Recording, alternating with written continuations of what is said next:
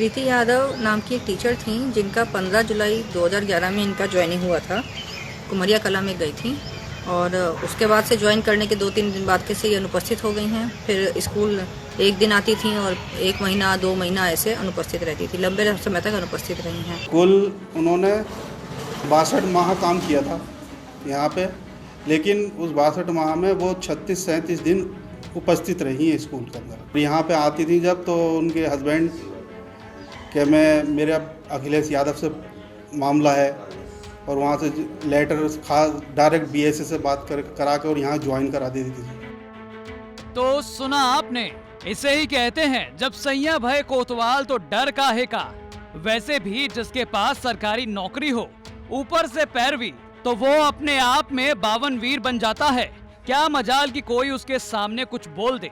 ऐसा ही मामला सामने आया है रामपुर के कुम्हरिया के प्राथमिक विद्यालय से, जहां की सहायक अध्यापक प्रीति यादव 62 महीने के अपने कार्यकाल के दौरान महज 38 दिन ही स्कूल पहुंची।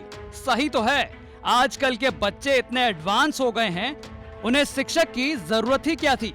सबसे कमाल की बात तो यह है कि मोहतरमा ने सैलरी भी मिस नहीं की। पूरी की पूरी सैलरी मिली उन्हें, वो भी कंप्लेन करने के बाद। हालांकि इस बीच बेसिक शिक्षा विभाग के अधिकारियों की फौज उनके खिलाफ खूब लिखा पढ़ी करती रही, कागजी घोड़े दौड़ाती रही, लेकिन इस गैर हाजिर शिक्षिका का बिगाड़ कुछ भी ना पाई।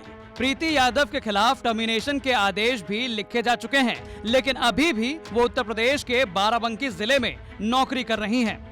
जब कुम्हरिया के प्राथमिक विद्यालय के शिक्षा मित्र एजाज हुसैन से बात की तो बताया कि प्रीति यादव ने जुलाई 2011 में यहाँ ज्वाइन किया और 2016 में उनका यहाँ से ट्रांसफर हुआ। इस दौरान वो सिर्फ 36 या 37 दिन उपस्थित रहीं। कभी तो वो चाइल्ड केयर लीव ले लेती थी, तो कभी सीएल मैडम के पति उनके साथ यहाँ आते और बीएसए से बात करवाकर मैडम को ज्वाइन करवा देते। अगर मैडम को ज्वाइन नहीं कराते तो उनके पति स्टाफ पर दबाव बनाते। जब मैडम का ट्रांसफर लखनऊ हुआ तो उनके पति यहाँ आए और पूरा रिकॉर्ड लेकर यहाँ से चले गए।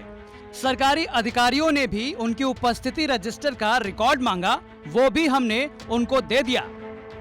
प्रीति यादव का क्या पूरा मामला, कब से आई, कब गई, क्या किस्सा था? आप थे यहाँ पे? जी, मेरे सामने उन्होंने सर 2011 में जुलाई में ज्वाइन किया था यहाँ पे आके, और सर 2016 में यहाँ से उनका ट्रांसफ़र हुआ। कुल उन्होंने 62 माह काम किया था यहाँ पे, लेकिन उस 62 माह में वो 36-37 दिन उपस्थित रही हैं स्कूल के अंदर। जी, कभी बाल देखभाल पास लगवा ली उन्होंने, कभी सीसीएल पे चली गई, और यहाँ पे आती थी जब, तो उनके हस्बैंड कि मेरे अखिलेश यादव से मामला है, और वहाँ से लेटर खास डायरेक्ट बीएसए से बात करा के और यहाँ ज्वाइन करा देती थी। और नहीं करते थे यहाँ का स्टाफ, तो उनके ऊपर वो दबाव बनाते थे उनके हस्बैंड, और डायरेक्ट बीएसए से कहलवा देते थे वो। अच्छा, उनको वेतन पूरे माह का मिल जाया करता था? सर हाँ, पूरे माह का उन्होंने जितने दिन रही हैं, सुना यह है कि सभी उन्होंने तनख्वाह निकाली है पूरी। अच्छा, इंक्रीमेंट भी हुआ है उनका, एनुअल इंक्रीमेंट जो होता है? जी। तो अब क्या इसमें कोई विभाग की तरफ से आपसे जानकारी मांगी जा रही है, कोई कार्रवाई क्या हो रहा है, कुछ जानकारी? हाँ सर, वो यहाँ से ट्रांसफ़र होके गई थी वो लखनऊ के किसी ज़िले में।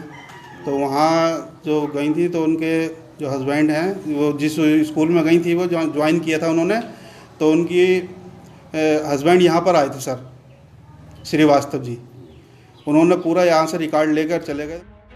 जब बेसिक शिक्षा अधिकारी ऐश्वर्या लक्ष्मी से इस मामले के बारे में बात हुई तो उन्होंने बताया कि प्रीति यादव टीचर थीं, जिनकी 15 जुलाई 2011 को कुम्हरिया कला में ज्वाइनिंग हुई। ज्वाइन करने के 2-3 दिन बाद से यह अनुपस्थित हो गई, या कभी बीच में 1-2 दिन आती और फिर 1-2 महीने अनुपस्थित रहती।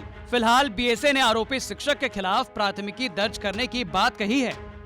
प्रीति यादव नाम की एक टीचर थी जिनका 15 जुलाई 2011 में इनका ज्वाइनिंग हुआ था।